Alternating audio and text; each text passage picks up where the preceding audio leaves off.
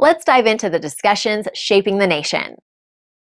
The opportunity to speak on this motion, Minister, and I first want to acknowledge the pain and the heartbreak that has brought to so many families and so many children who went through unnecessary and needless surgery. I cannot imagine the pain and suffering that those families have gone through.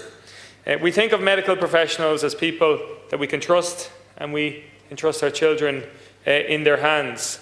And yet we see such a failure in relation to so many families. A protected disclosure into the Department of Health happened in September 2023. And if it emerges, Minister, that surgeries and unnecessary surgeries continued beyond this point, there were serious questions that would need to be answered. Did these surgeries continue, for example, beyond the time that Minister Stephen Donnelly was informed about what was happening? The external report outlined that it assessed over 150 cases.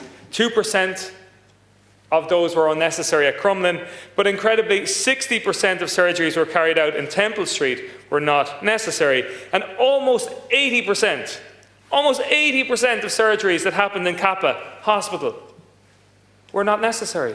A draft report was delivered to CHI management in January of this year, and the families impacted are still none the wiser, Minister. Does the government not think that transparency and communication is important for these families?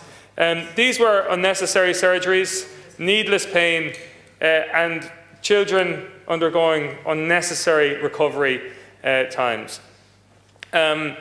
Patients deserve answers, Minister. They deserve certainty in relation to what is happening. And indeed, we cannot allow this situation to continue without any accountability. CHI will be receiving the keys of the new National Children's Hospital in the coming weeks and months. Are we allowed this to continue without any accountability?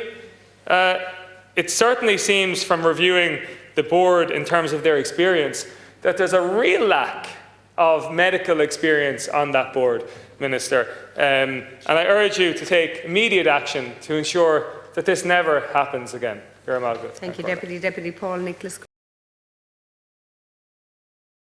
Like, share, and subscribe, and let us know your thoughts in the comments. We'd love to hear from you.